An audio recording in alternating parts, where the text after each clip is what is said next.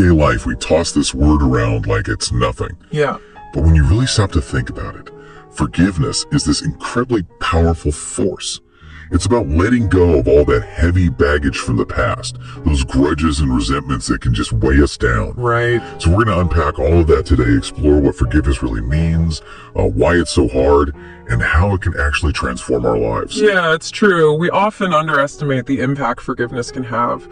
It's not just some, fluffy feel-good concept. It has real tangible effects on our well-being, our relationships, everything. Exactly, and that's what we're going to explore today. Yeah. So Sarah, let's start with the basics. What exactly is forgiveness? Okay, well, at its core, forgiveness is about releasing those negative feelings, resentment, anger, bitterness that we hold towards someone who has hurt us. Okay. It's a conscious choice to let go of that desire for revenge or punishment. So it's not about saying what they did was okay, or brushing it under the rug. Not at all. It's about acknowledging the pain, acknowledging that what happened was wrong, but choosing to move forward without being chained to those negative emotions. Okay, that makes sense. But why is it so hard to do? I mean, if it's so good for us, why do we cling to these grudges? It's a natural human instinct. Yeah. Holding on to anger can feel protective, like we're somehow in control or preventing ourselves from getting hurt again. Right. But what's fascinating is that research is showing that holding on to anger actually rewires our brains, creating these negative thought patterns. Huh? It's like we're stuck in a loop, replaying the hurt over and over. Wow, so it's like we're actually causing ourselves more suffering by not forgiving. Exactly. It's like drinking poison and expecting the other person to die. Right. The one who suffers most is the one holding onto the grudge. Okay. That's a powerful image.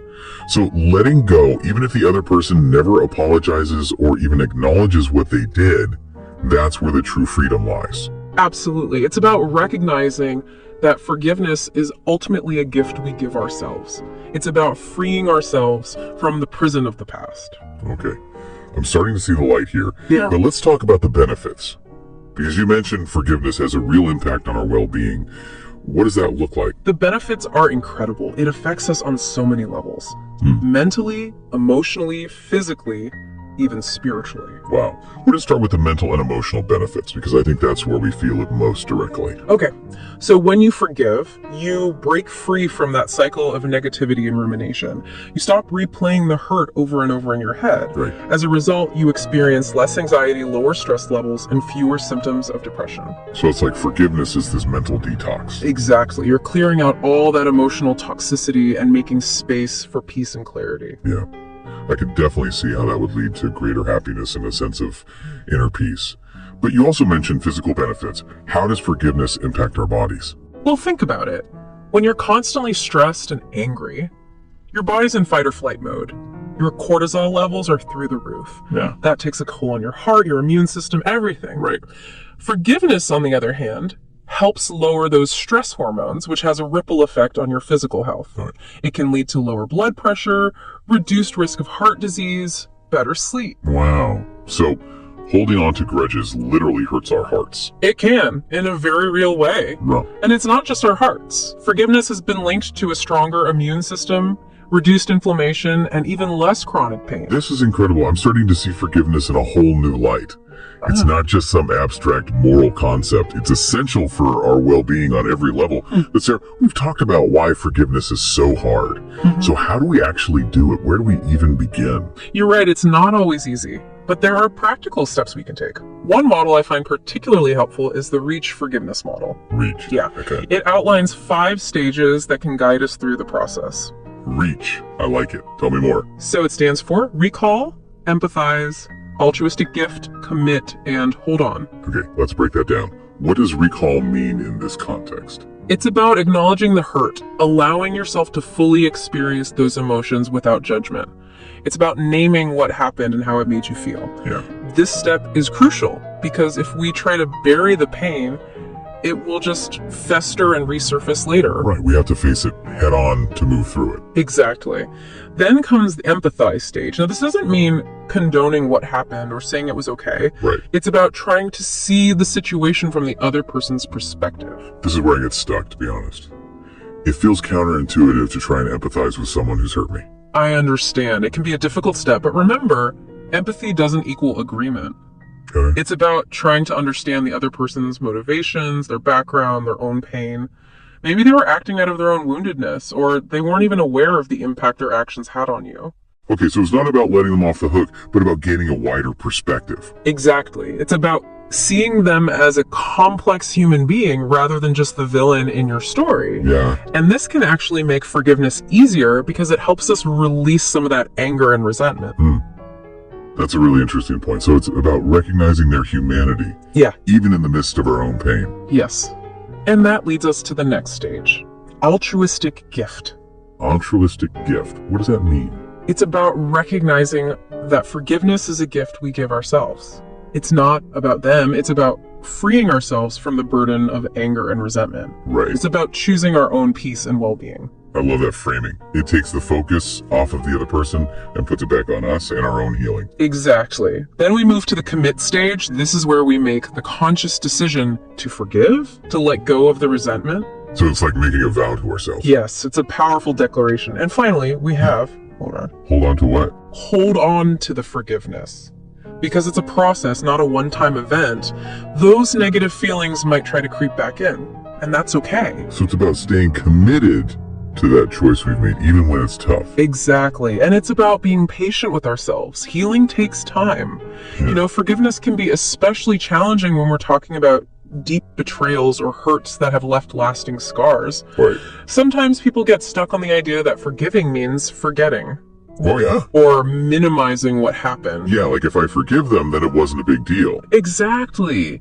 Forgiveness doesn't erase the past. It's about acknowledging the depth of the pain, honoring those feelings, and then making a conscious choice to move forward without being defined by that pain. Yeah, it's about reclaiming our power. Yes. And choosing to heal. Absolutely. And it's important to remember that forgiveness doesn't mean we have to reconcile with the person who hurt us. Right. Sometimes for our own safety and well-being, it's necessary to maintain distance from that person. Okay, so forgiveness can exist even without reconciliation.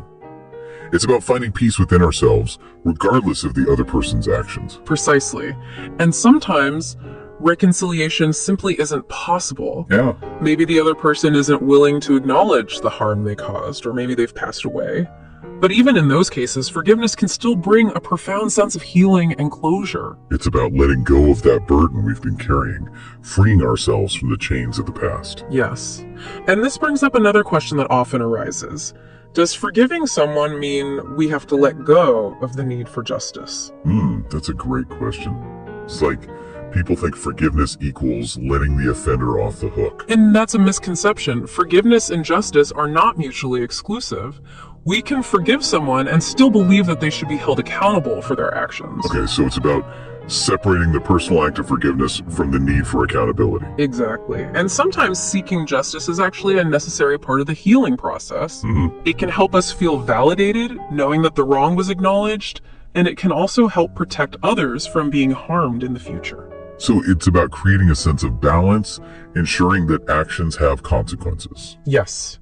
And remember, justice doesn't always have to look like punishment. Right. It can also look like restitution, making amends, or taking steps to prevent future harm. So it's about finding a resolution that brings a sense of peace and closure to the situation, both for the victim and for the community as a whole. You know, as we're talking about justice, it's important to acknowledge that forgiveness can also be a powerful force for social change and healing. That's right. It's not just about individual healing. Forgiveness can have a ripple effect on entire communities and even nations. I'm thinking of examples like the Truth and Reconciliation Commission in South Africa after apartheid, where victims and perpetrators were able to come together, share their stories, and offer forgiveness. That process was instrumental in healing the deep wounds of the past and paving the way for a more just and equitable society. It's amazing how forgiveness can create bridges where there were once walls of division and resentment. It's about recognizing our shared humanity even in the face of unimaginable pain and suffering. It's about choosing hope over despair, love over hate, and understanding over judgment. Exactly, and it starts with each of us. Yeah. Every act of forgiveness, no matter how small, contributes to a more compassionate and just world. I love that thought.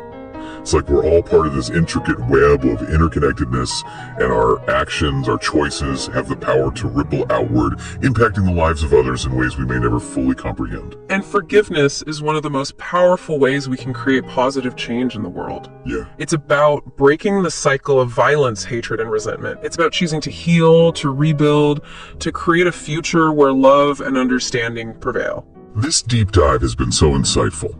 We've talked about the definition of forgiveness, the benefits, the challenges, the difference between forgiveness and reconciliation, the connection to justice, and even the broader societal implications. But there's one more crucial aspect of forgiveness that I think we need to address before we wrap up. You're talking about self-forgiveness, right? Exactly. Yeah. It's something we often neglect, but it's just as important as forgiving others. It's true. We can be so hard on ourselves, holding on to guilt and shame for past mistakes, sometimes for years or even decades. And that can really weigh us down, preventing us from fully embracing our present and moving forward with confidence and joy. Absolutely. Self-forgiveness is about releasing ourselves from that self-judgment and allowing ourselves to heal and grow. Okay, so how do we actually practice self-forgiveness? Is it the same process as forgiving others? There are definitely similarities. Yeah. It starts with acknowledging the mistake, the hurt we caused, the thing we're holding on to. Right. And just like with forgiving others, we need to practice empathy. Empathy towards ourselves. That sounds a bit strange. It might feel unusual at first, but it's crucial. Okay. It's about trying to understand why we did what we did. Right. What were the circumstances? What were we feeling? What did we know at the time? So it's about seeing ourselves through a lens of compassion rather than judgment. Exactly. It's about recognizing that we're human, that we all make mistakes, and that we're all worthy of forgiveness, even ourselves. Yeah, that can be a tough one to swallow, especially if we've done something that's caused harm to others. It can be very challenging, but it's important to remember that we can't change the past. Right. We can only learn from it and make amends where possible, and that's where self-forgiveness comes in. It allows us to release the guilt and shame, to accept ourselves fully, flaws and all, and to move forward with a renewed sense of purpose and hope. Self-forgiveness is about giving ourselves permission to heal, to grow, to become the best versions of ourselves. It's about recognizing that we're worthy of love and compassion, even when we make mistakes. It's about embracing our humanity, flaws and all, and choosing to move forward with grace and understanding. You know, I think one of the most beautiful things about self-forgiveness is that it often opens the door to forgiving others more easily. That's an interesting point. How so?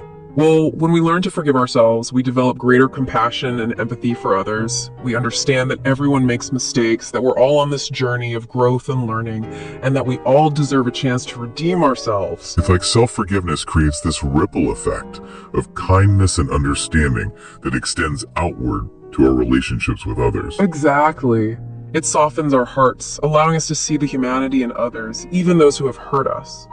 So as we wrap up this part of our deep dive, I'm curious to hear your thoughts on this. If someone is struggling with self-forgiveness, what advice would you offer? What are some practical steps they can take to begin this journey? That's a great question, and it's one that many of us grapple with at some point in our lives. I think the first step is to simply acknowledge those feelings of guilt and shame. Don't try to push them away or pretend they don't exist. So it's about facing those uncomfortable emotions head on. Exactly. And then try to cultivate a sense of self-compassion. Treat yourself with the same kindness and understanding that you would offer to a close friend or loved one who is struggling. Right. It can be so easy to judge ourselves harshly, but we would never speak to a friend that way. It's true. And remember, making a mistake doesn't make you a bad person. Right. It makes you human. We all stumble and fall at times.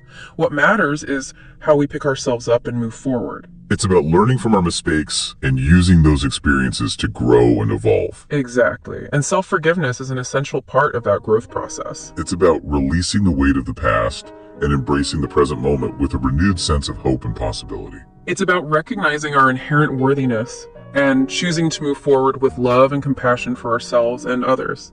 This has been such a rich and insightful conversation. Thank you for sharing your wisdom and expertise with us today. It's been a pleasure.